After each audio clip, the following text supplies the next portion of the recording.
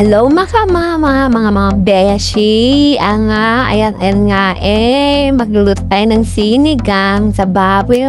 Ayan, gamit natin ang ating sinigang. Ayan guys, pinakuluan ko na dyan. Ang amoy ang sarap-sarap ay tignan nyo naman, nilagyan pa ng paa ng manok. Ayan, pinalambot ko na nga yan mga kaibigan. Ayan, hinalo-halo ko na dyan.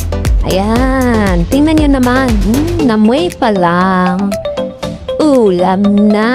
Ayan guys, may halong luya, bawang at sibuyas. Ayan, umikot-ikot pa kasi nga hinalo natin. Ayan, nilagyan na natin ang sinigang sa sampalok. Ayan. Ayan guys, ayan. Ayan, sinigang baka naman. Ayan guys, ayan. Malambot na po siya, mga kapatid at mga besh dyan. Ayan, natatakam ba kayo? Sabaw pa lang yan guys. Ayan, at susunod na natin dyan ang patis. Ayan, patis.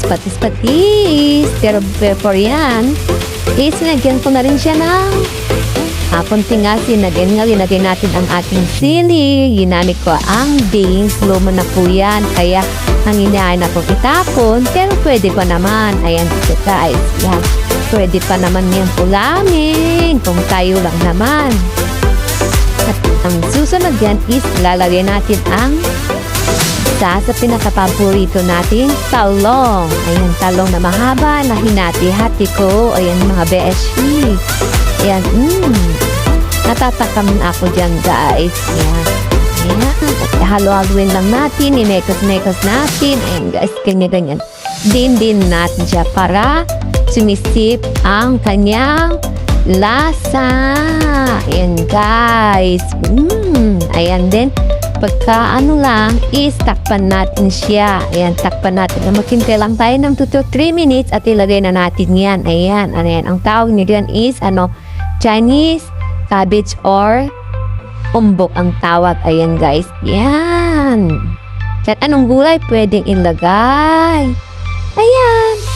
Buksan na natin. Ayan na guys, din mo siya mekos-mekos ang kanyang gulay para mabilis maluto. At ayun, nakugutom na dyan ay tignan nyo naman ang tsuray, kasarap-sarap. At kahit simpleng ulam lang at simpleng lutong bahay ay yan na po.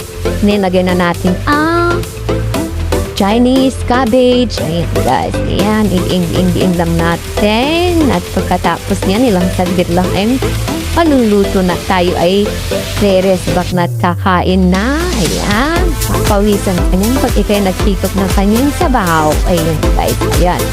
Ang sarap guys. Hindi mo pa. Ayan guys. Then, takpan mo saglit at pagkalipas lang ng isang 2 minuto is pwede na. Ayan, mas gusto ko ang hapok na gulay ang sinigang guys. Ayan, yun lang ang gulay na meron ako. Ayan, simpleng luto pero masarap guys. Ayan, may kasama kasing love. Ayan guys. Ayan. Ang sarap guys. Ayan, pwede na yan guys. Ayan. Takpan mo lang siya ng segundo or minuto, 1 to 2 minutes. And then, pagkatapos niyan, finish yan na guys. Kainan na. Ayan guys, may sili pa pampaga na. Ayan guys. Yan, baka naman sinigang. Thank you for watching.